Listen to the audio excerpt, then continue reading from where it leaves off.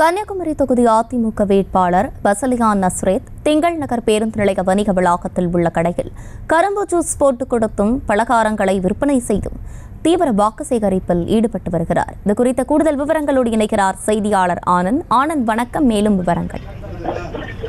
வணக்கம் அர்ஷினி. கன்னியாகுமரி பாராளுமன்ற தொகுதியில் அஇஅதிமுக சார்பில் போட்டியிடும் வேட்பாளர் பஸ்லியான் நஸ்ரேத் பல்வேறு பகுதிகளில் வாக்கு சேகரிப்பில் ஈடுபட்டு வருகிறார். இந்த நிலையில் இன்று குளச்சல் சட்டமன்ற தொகுதி உட்பட்ட திங்கள் நகர் பகுதியில் தீவிர வாக்கு சேகரிப்பில் ஈடுபட்டு வருகிறார்.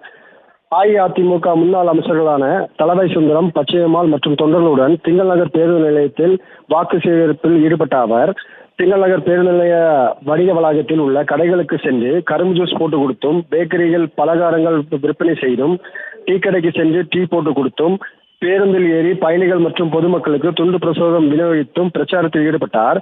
அதேபோல் அங்கு நின்று கொண்டிருந்த ஆட்டோ ஓட்டுநர்கள், வியாபாரிகள் மற்றும் பொதுமக்களிடம் சென்று வாக்கு சேகரிப்பதில் ஈடுபட்டதோடு ஊழலற்ற பாராளுமன்ற உறுப்பினராக உங்களுக்கு பணியாற்றுவேன் என வாக்குறுதி அளித்ததோடு தனக்கு ஒரு வாய்ப்பு அளிக்குமாறு வாக்கு சேகரிப்பில் ஈடுபட்டு வருகிறார். அஸ்வினி, விவரங்களை வழங்கியமைக்கு நன்றி ஆனந்த். செய்திகளை உடனுக்குடனும் துல்லியமாகவும் தெரிந்து கொள்ள சப்ஸ்கிரைப் பண்ணுங்க.